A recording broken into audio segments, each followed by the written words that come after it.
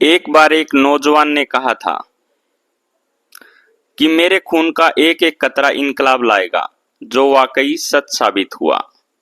जी हाँ, हम बात कर रहे हैं शहीद आजम भगत सिंह की, जिन्होंने मात्र 23 साल की उम्र में भारत माता की जय का नारा लगाते हुए फांसी के फंदे पर झूल गए थे। भगत सिंह भारत की आजादी के वह एक अहम किरदार हैं जिन्होंने मात्र 23 साल की उम्र में अपना किरदार निभाकर खुशी खुशी फांसी के फंदे को चूम लिया था। लेकिन जाने से पहले उन्होंने हर एक भारतीय के अंदर अपने देश की आजादी के प्रति जोश और जुनून का जो जज्बा भरा था, वो आज भी लोगों के मन में कायम है। 23 मार्च 1931 यह वो दिन था जब भगत सिंह को फांसी दी जानी थी। पूरे भारत में भगत सिंह की फांसी को रोकने को लेकर विरोध प्रदर्शन हो रहे थे। अंग्रेज घबराए हुए थे, कहीं प्रदर्शनकारी हावी ना हो जाए और फांसी को टालना ना पड़े। एक डायलॉग है जो भगत सिंह की जिंदगी पर बहुत स्टिक बैठता है कि जिंदगी बड़ी होनी चाहिए, लंबी नहीं। भगत सिंह तो इस देश के लिए कुर्बान हो गए, लेकिन देश के हर युवा की आंखों में आजादी का जो सपना भगत सिंह छोड़ के गए थे, वो 16 साल बाद उनकी शहादत के बाद पूरा हुआ। वहीं भारत के हर एक नौजवान के मन में उनके प्रति जो प्यार और सम्मान आज भी है, वो हमारे दिलों से आज भी नहीं भूला जा सकता। एक तरफ भगत सिंह को फांसी हुई और दूसरी ओर भारत की सड़कों पर भगत सिंह के सपने को पूरा करने के लिए देश का हर नौजवान अंग्रेजों की जड़ें हिलाने के लिए निकल पड़ा। भगत सिंह ने एक बार कहा था कि मेरे खून का एक एक कतरा इनकलाब लाएगा, जो वाकई सच साबित हुआ। भगत सिंह की उम्र मात्र 12 साल रही होगी जब जालियांवाला बाग का जो खौफनाक मंजर हुआ था। उस खौफनाक मंजर के बाद ही भगत सिंह ने ठान लिया था कि वो उन मासूमों की जान का बदला अंग्रेजों से लेकर रहेंगे। अंग्रेजों से बदला लेने के लिए भगत सिंह ने असेंबली में जो बम फोड़ा था, उसकी आवाज ने अंग्रेजों के नींद हराम कर दी थी। भगत सिंह एक ऐसे फ्रीडम फाइटर थे जिन्होंने जेल में जाकर भी अंग्रेजों के खिलाफ अपनी बगावत नहीं छोड़ी और वहां भी सभी कैदियों में क्रांति पैदा कर दी। कई महीनों तक हंगर स्ट्राइक करने के बाद उनका जुनून कम नहीं हुआ और लगातार 116 दिन तक फास्ट रखकर भगत सिंह ने अंग्रेजों से अपनी बात मनवा ली थी। तो चलिए जानते हैं आखिर कौन थे भगत सिंह, क्यों इन्हें फांसी दी गई और केवल 23 साल की उम्र में इन्होंने ऐसा क्या कर दिया जो लोग आज भी इनके कायल हैं। 28 सितंबर 1907 यह वो दिन था जब भारत को अपना वीर सपूत मिला था। इस दिन बंगा नामक गांव में भगत सिंह का जन्म हुआ था, जो वर्तमान समय में पाकिस्तान में है, लेकिन भारत के विभाजन से पहले ये ब्रिटिश इंडिया के पंजाब प्रोविंस के लायलपुर डिस्ट्रिक्ट में आता था। भगत सिंह का जन्म एक सिख फैमिली में हुआ था। आजादी के लिए लड़ रही इस सिख फैमिली में अपने परिवार से ही जो क्रांति के गुण थे वो धरोहर में मिले थे, क्योंकि इनके पिता और अंकल अजीत सिंह पॉलिटिक्स में काफी एक्टिव थे और वक्त वक्त पर अंग्रेजों के खिलाफ होने वाले मूवमेंट में भाग लिया करते थे।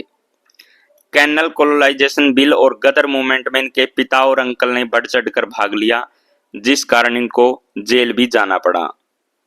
इवन जब भगत सिंह का जन्म हुआ उस वक्त भी इनके पिता और चाचा कैनाल कोलोनाइजेशन बिल के खिलाफ होने वाले प्रदर्शन में भाग लेने के कारण जेल में ही थे। इनके जन्म के कुछ समय बाद ही उन दोनों को जेल से रिहा कर दिया, जिस कारण भगत सिंह को लोग काफी लक्की भी मानते थे और इसी के कारण इनका नाम भागो सिंह भी रखा गया था, यानी भाग्य वाला इंसान। इस नाम को बदलकर बाद में भगत सिंह कर दिया गया। इन्होंने बचपन से ही देश के साथ साथ अपने घर के लोगों में भी आजादी की आग देखी थी और इसी के चलते काफी कम उम्र में ही इसके सीने में आजादी की आग पैदा हो गई। भगत सिंह बचपन से ही अंग्रेजों से नफरत करने लगे थे, जिनका एक परफेक्ट एग्जाम्पल इनके बालपन के दिनों में देखने को मिलता है। वो एक बार अपने पिता के खेत में बीज बो रहे थे, जिसे देखकर भगत सिंह ने अपने पिता से सवाल किया कि पिताजी, हम खेतों में बीज बोने क्यों आते हैं? तो इनके पिता ने कहा कि ताकि ढेर सारी फसलें होने पर अनाज मिल सके। जिसके बाद भगत सिंह ने अपने पिता की बात का जवाब देते हुए कहा कि पिताजी, फिर हम बंदूक क्यों नहीं बोते? ऐसा करने से हमारे पास ढेर सारी बंदूकें होंगी जिनका इस्तेमाल हम अंग्रेजों के खिलाफ कर सकते हैं। इतनी छोटी सी उम्र में ही ऐसे विचार रखने वाले भगत सिंह ने अपने पिता को निस्तब्ध कर दिया था। लेकिन इस इंसिडेंट से उनके पिता इतना तो समझ गए थे कि उनका बेटा बड़ा होकर एक दिन बहुत बड़ा स्वतंत्रता सेनानी बनेगा। भगत सिंह के बचपन में ही उनका भविष्य दिखता था। ये छोटी ही उम्र में ही ऐसे खेल खेलते थे जिनसे इनकी सोच का पता चलता था। खेल के तौर पर ये अपने दोस्तों को दो गुटों में बांट दिया करते थे। एक को भारतीय और एक को अंग्रेज बनाया करते थे। दोनों को आपस में लड़ाते थे और बचपन से ही बड़े होकर इंडियन नेशनल मूवमेंट का पार्ट बनना चाहते थे, जिस कारण दुनिया की खबरों में पर इनकी नजर काफी तेज हुआ करती थी। भगत सिंह पढ़ाई लिखाई में काफी अच्छे थे। इन्हें इंटेलिजेंट बच्चों की कतार में पहले नंबर पर खड़ा किया जाता था। इन्हें पढ़ने का काफी शौक था, जिस कारण इन्होंने अपनी 5वीं तक की पढ़ाई अपने गांव के स्कूल में ही की। लेकिन जब स्कूल बदलने का समय आया तो इन्होंने लाहौर के ब्रिटिश हुकूमत वाले स्कूल में दाखिला लेने से बिल्कुल साफ साफ मना कर दिया कि वे अंग्रेजों के स्कूल में कभी नहीं पढ़ेंगे और ना ही वो अंग्रेजों से किसी भी प्रकार का सपोर्ट चाहते थे। जिस कारण जिद करके इन्होंने दयानंद एंग्लो वैदिक हाई स्कूल में अपना एडमिशन करवा लिया। स्कूल के दिनों में भगत सिंह अंग्रेजों की हर गतिविधि पर नजर रखते थे। एक दिन भगत सिंह अपने स्कूल में पढ़ रहे थे, तभी इन्हें जालियांवाला बाग मैसकेयर के बारे में पता चला। 13 अप्रैल 1919 को अंग्रेजों ने जालियांवाला बाग में पीसफुली प्रोटेस्ट कर रहे लोगों को चारों ओर से घेर कर मौत के घाट उतार दिया था। अंग्रेजों ने जालियांवाला बाग का मेन गेट बंद करवाकर चारों ओर से अपने सिपाहियों से बड़ी बेरहमी के साथ बाग में मौजूद सभी लोगों को के ऊपर गोलियां बरसवा दी और जिसके कारण वहां लगभग 1500 से ऊपर लोग मर गए थे। कई लोग अपनी जान बचाने के लिए वहां पर एक कुएं में कूद गए, लेकिन फिर भी वो अपने आप को नहीं बचा पाए और 1200 से ज्यादा लोग इसमें घायल भी हुए थे। और भगत सिंह इससे इतना आहत हुए कि वो 12 साल की उम्र में भी अपने घर से बिना बताए सीधे जालियांवाला बाग पहुंच गए और वहां से एक छोटी सी थैली में मिट्टी लेकर अपने घर वापस आए। और उसी दिन भगत सिंह ने कसम खाई थी कि भारत के हर एक मासूम के खून के कतरे के बदला अंग्रेजों के खून से ही लेंगे। वैसे भगत सिंह की बचपन से ही क्रांतिकारी गतिविधियों में शुरू से ही नजर थी। जालियांवाला बाग के खिलाफ 1 अगस्त 1920 को नॉन कोऑपरेशन मूवमेंट की शुरुआत कर दी महात्मा गांधी जी ने। लेकिन जब भारत के लोग ब्रिटिश और अंग्रेजों से जुड़े हर चीज का बहिष्कार करने वाले थे, इस मूवमेंट में गांधी जी ने साफ कर दिया था कि स्वराज ही उनका अल्टीमेट गोल है। वह किसी भी कारण अंग्रेजों के नीचे दबने को तैयार नहीं है। इस मूवमेंट को पूरे भारत की ओर से सपोर्ट मिला। इसके तहत अंग्रेजों से के प्रोडक्ट से लेकर अंग्रेजी टाइल और ऑक्सीशिफ्ट किए जाने लगा। भगत सिंह गांधी जी के इस मूवमेंट से काफी प्रभावित थे। उन्होंने गांधी जी के इस मूवमेंट को पूरे जोरों शोरों से सपोर्ट किया। भगत सिंह न केवल खुद भी इस मूवमेंट में पार्ट लेने के लिए प्रोत्साहित किया करते थे, उन्होंने अंग्रेजों द्वारा बनाए गए सामानों को जलाना शुरू कर दिया और सरेआम अंग्रेजों के बुक्स को भी आग लगा दिया करते थे। कुल मिलाकर भगत सिंह को अब लगने लगा था कि अंग्रेजों को गांधी जी ही हरा सकते हैं और भारत को जल्दी ही आजादी मिलने वाली है। लेकिन तभी एक इंसिडेंट होता है जो भगत सिंह को पूरी तरह से तोड़ देता है। दरअसल असहयोग आंदोलन के समय सड़कों पर लोग अंग्रेजों के खिलाफ अनआर्म्ड रहकर नारे लगाते थे। बेशक अंग्रेजों को यह बात अच्छी नहीं लगती थी, जिसके लिए वो कई हथकंडे अपनाते थे कि इस असहयोग आंदोलन को किसी भी तरीके से कुचला जाए। लेकिन एक बार ऐसा ही करते हुए भीड़ उग्र हो गई और एक पुलिस स्टेशन के पास पहुंच गई, जहां पुलिस वाले भारतीयों को नारे न लगाने के लिए धमकाते हैं, लेकिन जब भारतीय नहीं मानते तो पुलिस वाले उन पर गोलियां चला देते हैं, जिसके कारण भीड़ हिंसक रूप धारण कर लेती है और पूरे थाने को ही आग लगा देती है और पुलिस वाले डर के मारे पुलिस स्टेशन के अंदर जाकर छिप जाते हैं, जिसके बाद पूरी भीड़ पुलिस स्टेशन को ही आग के हवाले करती है और इस इंसिडेंट को चोरा चोरी कांड के नाम से जाना जाता है, जिसमें कुछ भारतीयों के साथ पूरे 23 पुलिस वाले मारे जाते हैं। जब गांधी जी को इस बारे में पता चलता है तो वह फौरन असहयोग आंदोलन को वापस ले लेते हैं। असहयोग आंदोलन वापस लेने के कारण भगत सिंह के साथ भारत के कई लोगों को काफी बुरा लगता है। कोई नहीं चाहता था कि इतने आगे आकर पीछे हटा जाए, लेकिन भगत सिंह जी के असहयोग आंदोलन को लेकर विचार अलग थे और गांधी जी असहयोग आंदोलन में किसी भी प्रकार का अहिंसा का के पक्ष में नहीं थे। और आजादी के जो वो सपने भगत सिंह जैसे लोग देख रहे थे, अब वो बिखरे हुए लग रहे थे। यहीं से भगत सिंह ने खुद कुछ कर दिखाने के बारे में सोचा, क्योंकि वह जानते थे कि हाथ पर हाथ रखकर बैठने से कुछ नहीं होने वाला। और 12 फरवरी 1922 को गांधी जी ने असहयोग आंदोलन वापस ले लिया, जिसके बाद 1923 में भगत सिंह ने लाहौर के नेशनल कॉलेज में दाखिला लिया, जिसकी स्थापना लाला लाजपत राय ने की थी। कॉलेज में एडमिशन लेने के साथ ही भगत सिंह ने अपनी सोच को और उजागर करना शुरू कर दिया। वे कई तरह की किताबें पढ़ा करते थे। वे सोशलिज्म के समर्थक थे और अपनी एक अलग निगाह से दुनिया को देखा करते थे। बचपन से ही इनमें एक क्रांतिकारी था जो अंग्रेजों की तानाशाही के खिलाफ बगावत करता था।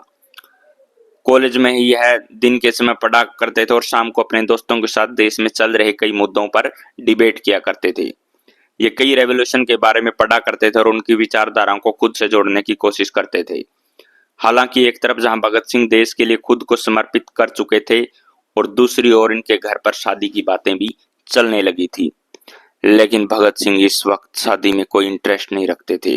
वह केवल और केवल अपने देश के लिए काम करना चाहते थे, जिस कारण उन्होंने अपने परिवार वालों से साफ कह दिया था कि अगर आजादी से पहले मेरी शादी होती है तो वो मौत से ही होगी और मौत ही मेरी दुल्हन होगी। यह सुनने के बाद भगत सिंह के माता पिता को बहुत ठेस पहुंची, लेकिन वह समझ चुके थे कि उनका बेटा अब देश की आजादी की राह पर निकल गया है। शादी वाले इंसिडेंट के बाद भगत सिंह ने अपना घर छोड़ दिया और वह कानपुर रहने के लिए चले गए।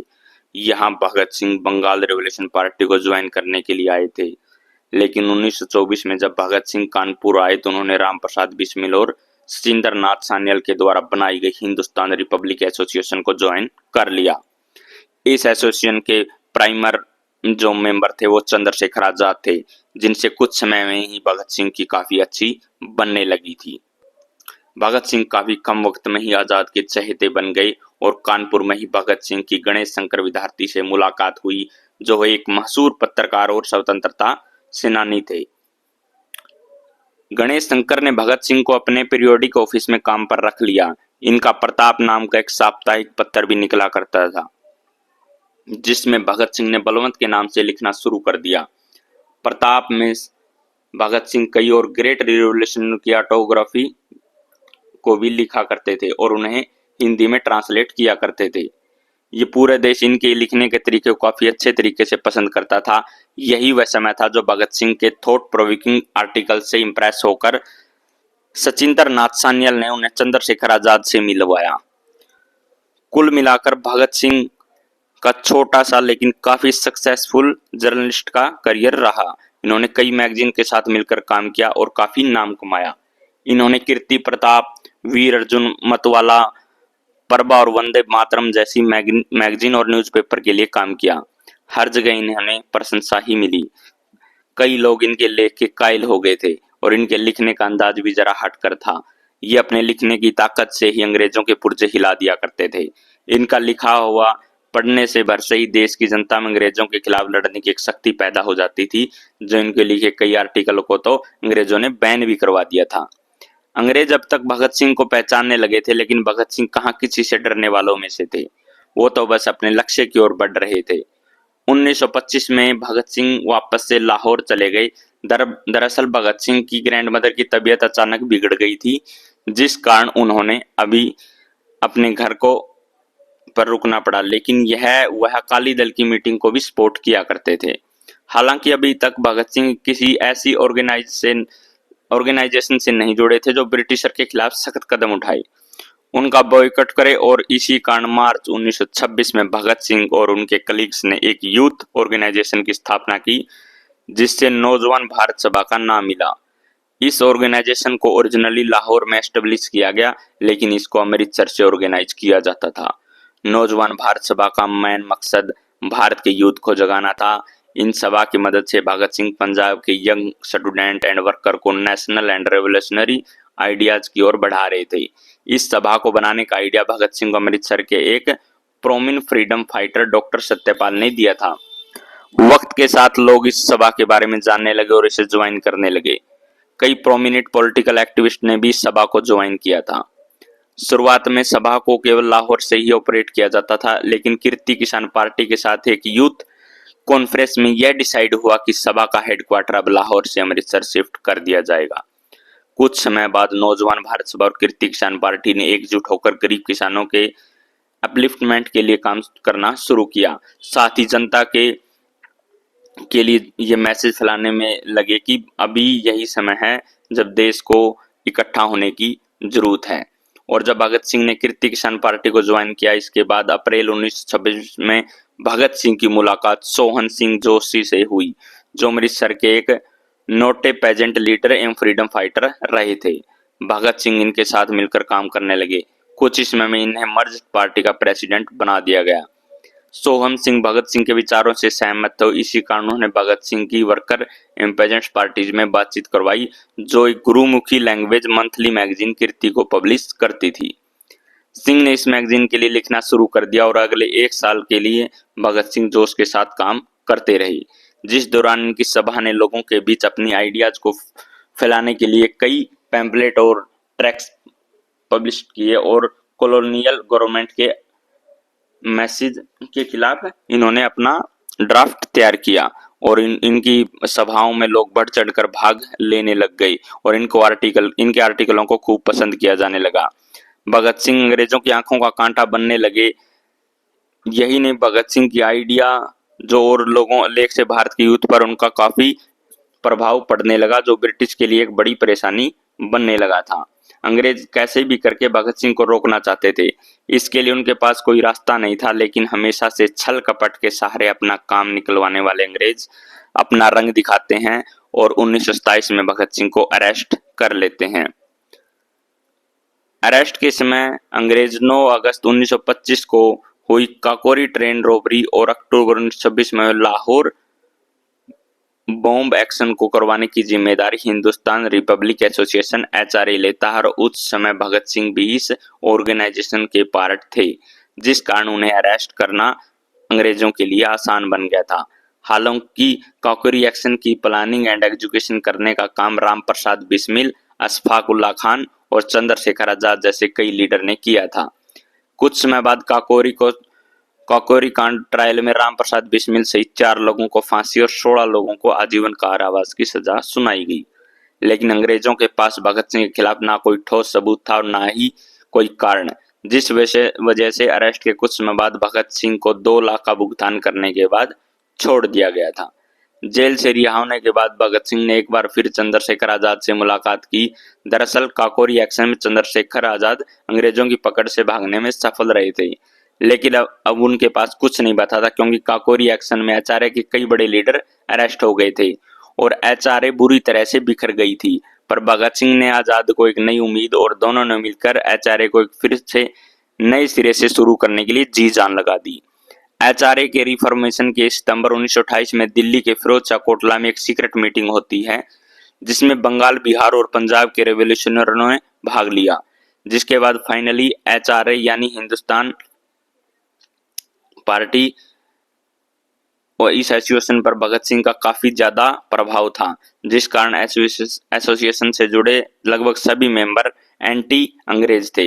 इस समय भारत में साइमन कमीशन का बड़े जोरों शोरों से विरोध हो रहा था। दरअसल 1928 में ब्रिटिश गवर्नमेंट के द्वारा भारत में कमीशन बिठाया गया, जिसका मेन मकसद ही भारत की पॉलिटिकल सिचुएशन पर रिपोर्ट तैयार करना और ब्रिटिश गवर्नमेंट को सौंपना था। लेकिन परेशानी यह थी कि इस कमीशन में एक भी भारतीय शामिल नहीं था। इसका हेड भी एक ब्रिटिशर यानी जॉन साइमन था। इसी वजह से देश में कुछ एक्टिविस्ट ग्रुप ने इस कमीशन के खिलाफ प्रोटेस्ट करना शुरू कर दिया। प्रोटेस्ट पूरे भारत में फैल गए। हर कोई साइमन गो बैक के नारे लगाने लगा। इस समय लाला लाजपत राय एक ऑल पार्टी प्रोटेस्ट को लीड कर रहे थे, जो साइमन कमीशन के अगेंस्ट काम कर रहा था। पूरे भारत में हो रहे प्रदर्शन अंग्रेजों को नहीं भा रहे थे, जिस कारण इस समय अंग्रेज कुछ ऐसा करते हैं जिसका भगत सिंह पर काफी असर होता है और इसी के कारण भगत सिंह पहली बार किसी अंग्रेज के खिलाफ कलम की जगह बंदूक तान लेते हैं। दरअसल विरोध प्रदर्शन को लीड करते हुए लाला लाजपत राय लाहौर के एक रेलवे स्टेशन की ओर अपना रुख करते हैं, लेकिन पुलिस उन्हें और सभी जो प्रदर्शनकारी थे को रेलवे स्टेशन पर जाने से रोकती है, जिस कारण सिचुएशन काफी गर्म हो जाती है और तभी superintendent of police James Scott सभी पुलिस ऑफिसर को प्रोटेस्टर पर लाठीचार्ज करने का ऑर्डर दे देते हैं, जिसके बाद पुलिस वाले सभी प्रदर्शनकारियों पर अंधाधुंध लाठी बरसाना शुरू कर देते हैं। इस लाठीचार्ज में कई जो प्रदर्शनकारी थे वो घायल हो जाते हैं, लेकिन लाला लाजपत राय की हालत सबसे बुरी होती है, क्योंकि स्कॉट का मेन टारगेट लाला लाजपत राय ही होते हैं।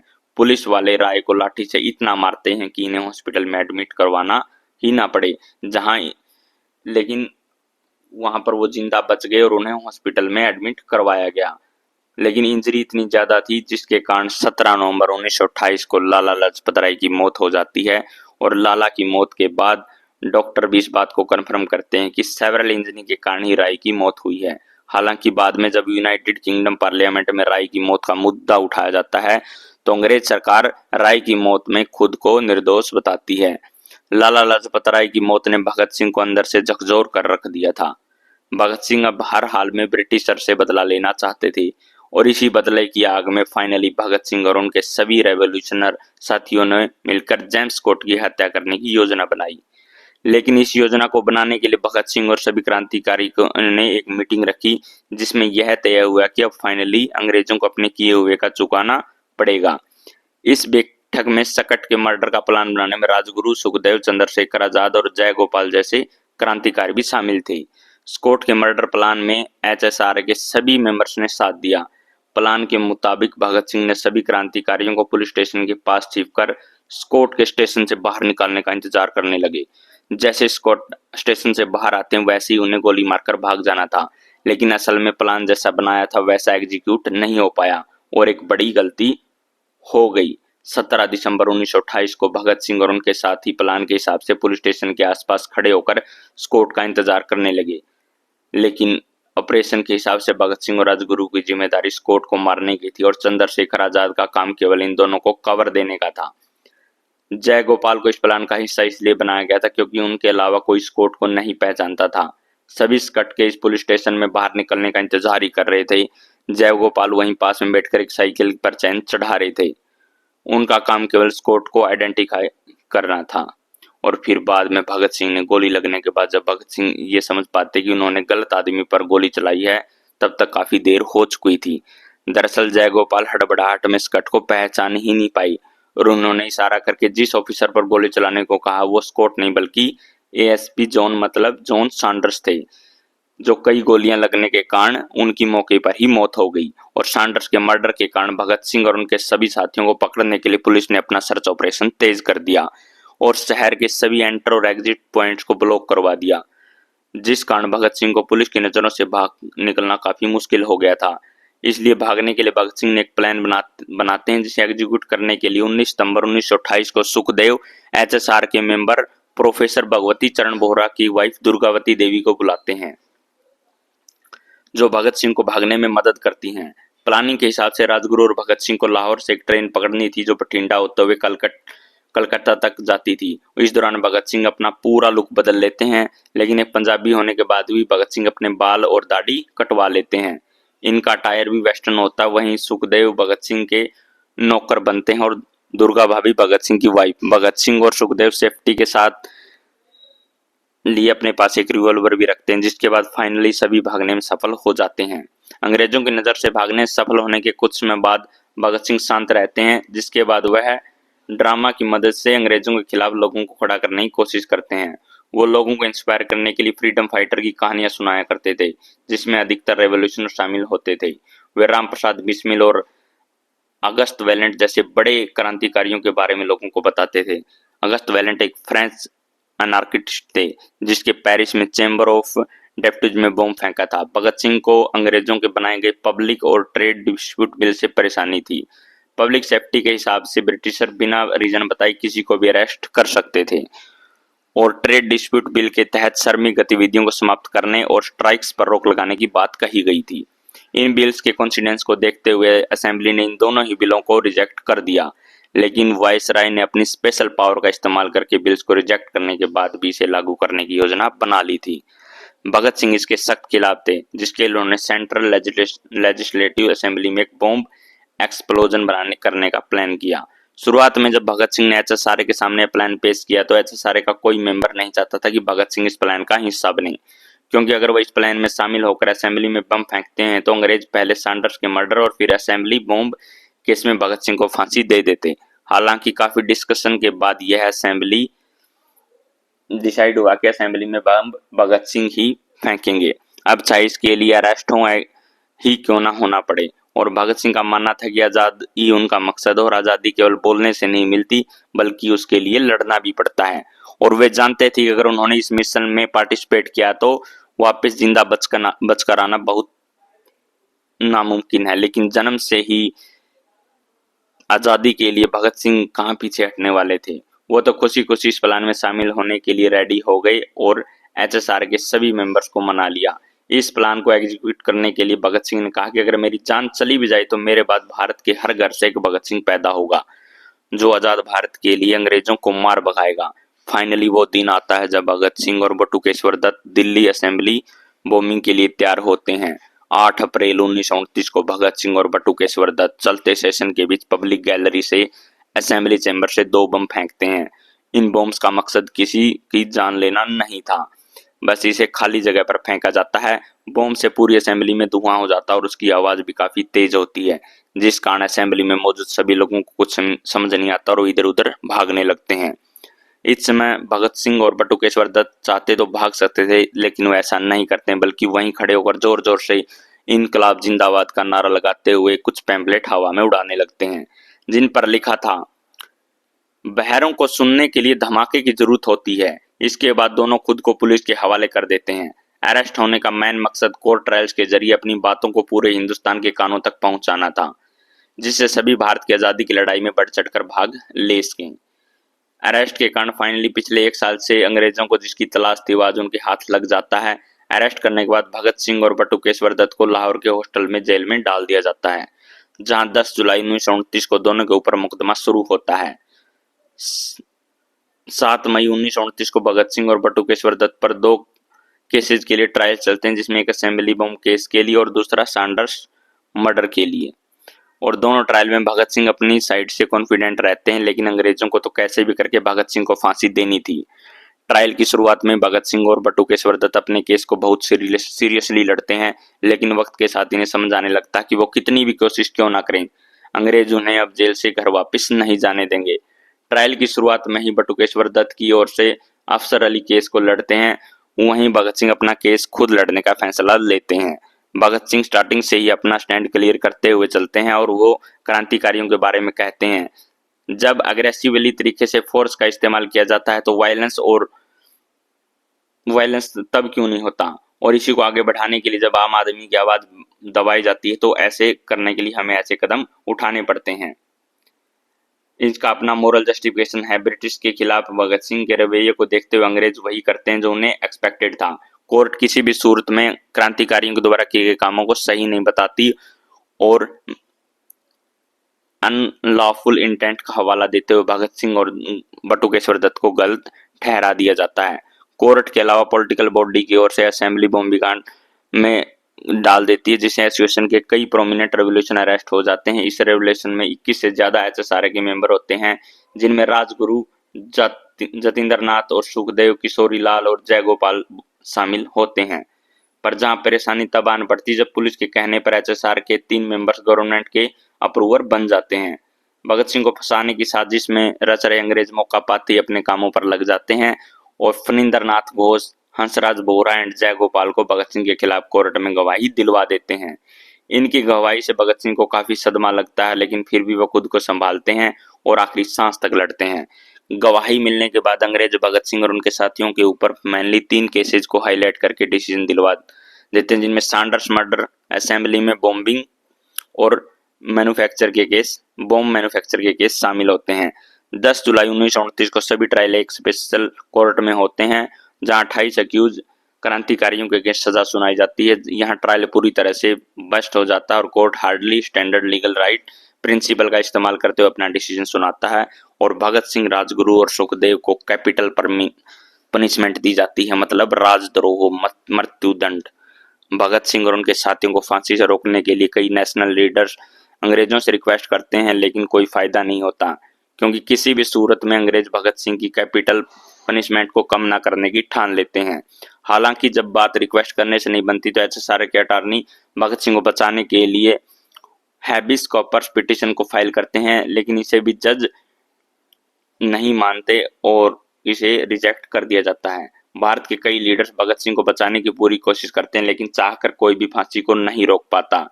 इवन जेल में रहने के दौरान भगत सिंह के पिता उन्हें लिखते हुए कहते हैं कि वो उन्हें बचाने के लिए पूरी कोशिश कर रहे हैं।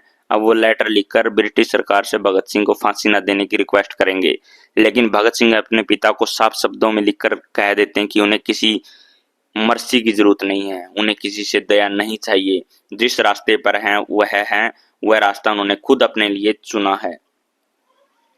डेथ सेंटेंस सुनाने के बाद भगत सिंह और उनके साथियों को दिल्ली से शिफ्ट करके सेंट्रल जेल भेज दिया जाता है। जब भगत सिंह आते हैं और इंडियन प्रिजनर और यूरोपियन प्रिजनर में हो रहे डिस्कशन को देखकर दंग रह जाते हैं। इस जेल में भारतीय कैदियों की हालत बद से बदतर होती है। उन्हें ना ठीक से खाना दिया जाता है, ना पानी दिया जाता है, ना ही सोने की अच्छी जगह दी जाती है।